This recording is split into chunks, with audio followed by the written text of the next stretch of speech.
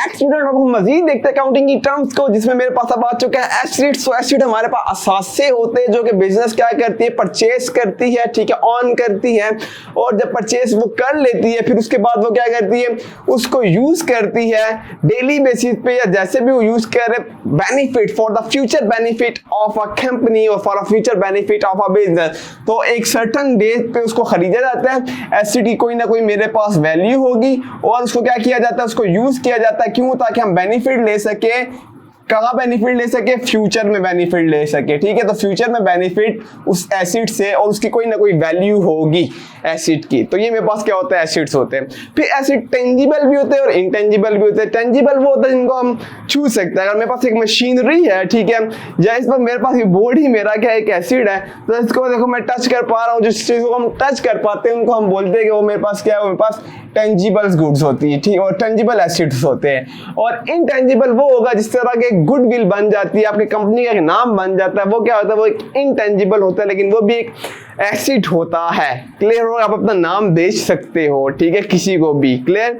आपने एक जगह पे काफी टाइम लगाया है, वहां पे आपने एक शॉप खोली थी, वो शॉप बहुत चल रही थी, शूज की शॉप थी, दही की शॉप थी, जॉकेट की शॉप थी, कोई भी शॉप थी, वो चल रही थी काफी। अब आप वहां से जाने लगे, अगर आप वो जगह किसी को दे रहे हो तो आपने एक अपनी वहां पे क्या बनाई हुई है, गुडविल बनाई हुई है, ठीक है। तो जो गुडविल है वो एक एसेट है। या अगर आप अपना नाइकी का नाम किसी को दे रहे हो तो वो चीज आपसे जल्दी सेल होगी, क्योंकि नाइकी ने ऑलरेडी ब्रांड बनाते हैं, बहुत टाइम लगाया है हुआ है। तो जब आप अपना डायरेक्ट नाइकी का नाम, अगर आप अपना नाम भी क्या है, वो भी एक गुडविल है, वो भी क्या हो रहा है, वो भी एक सेल हो रहा है, ठीक है। वो भी क्या है, वो एक एसिड है, लेकिन उसको हम वो नहीं कर सकते, छू नहीं सकते, मतलब इनटेंजिबल है ना नाम तो, लेकिन वो किस में है, वो एक गुडविल में आ जाता है। बात आ रही है समझ? ओके। फिर हम देख लेते हैं लायबिलिटी क्या है। लायबिलिटी हमारे पास डेट्स होते हैं, ठीक है, यानी कि जो कर्जा होता है, ऑलरेडी पहले भी बता चुका हूं। तो जो हमने कर्जा वापस करना होता है वो हमारी क्या बन जाती है, वो मेरे पास लायबिलिटी बन जाती है।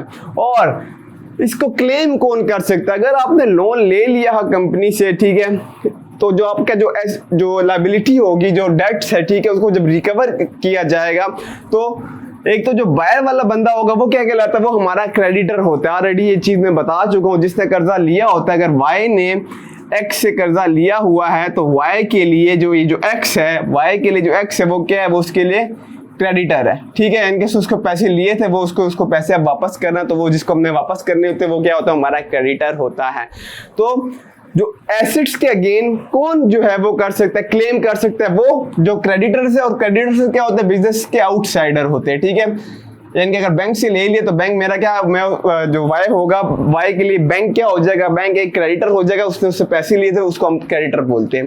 तो जो कंपनी के जो एसेट्स होते हैं, कंपनी के जो एसेट्स होते हैं, क्या ये कंपनी के मेरे पास क्या पड़े हुए, एसेट्स पड़े हुए।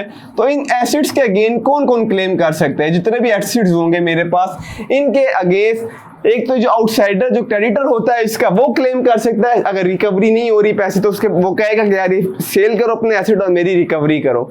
एक तो ये जो आउटसाइडर क्रेडिटर होगा वाई का, जिस एक्स ने वाई को कर्जा दिया था, जो वाई के लिए क्या हो जाएगा, क्रेडिटर हो जाएगा, सिंपल।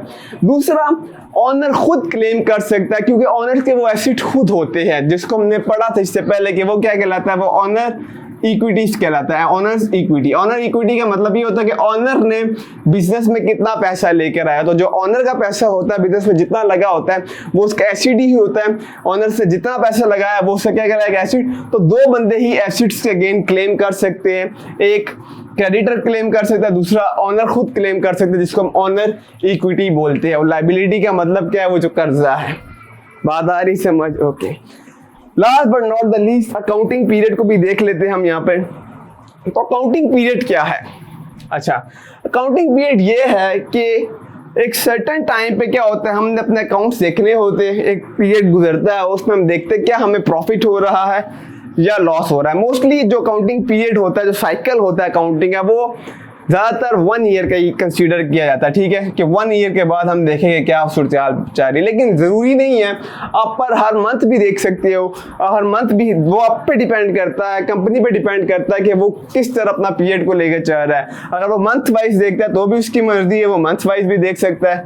अगर वो क्वार्टरली देख रहा है तो भी उसकी मर्जी है, वो क्वार्टरली भी देख सकता है, ठीक है। ईयरली देख रहा है तो भी उसकी मर्जी है। तो अकाउंटिंग पीरियड का मतलब ये है कि एक सर्टेन टाइम के बाद हम ये देखते हैं कि हमें प्रॉफिट हो रहा है या लॉस हो रहा है, फिर अगर लॉस हो रहा है तो किस तरह उसको, क्या क्यों हो रहा है, वो वजह ढूंढते हैं और हम अपने लॉस को कम से कम करने की कोशिश करते हैं। रेवेन्यू क्या है? तो रेवेन्यू क्या होता है? वो आपकी आमदनी होती है, जितनी भी आमदनी आ रही होती है उसको हम बोलते हैं वो रेवेन्यू है। ठीक है, लेट कर लो आपने सेल की एक चीज, ठीक है, कितने की सेल कर दी? 1000 रुपीज की सेल कर दी।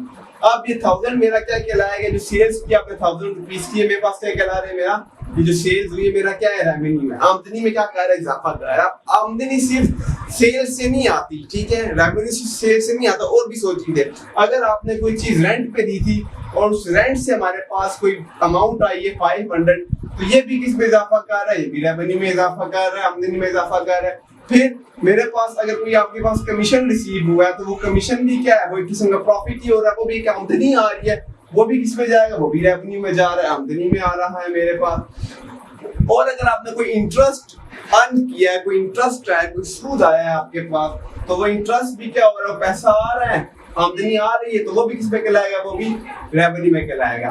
तो #peace out, मिलते हैं नेक्स्ट वीडियो में।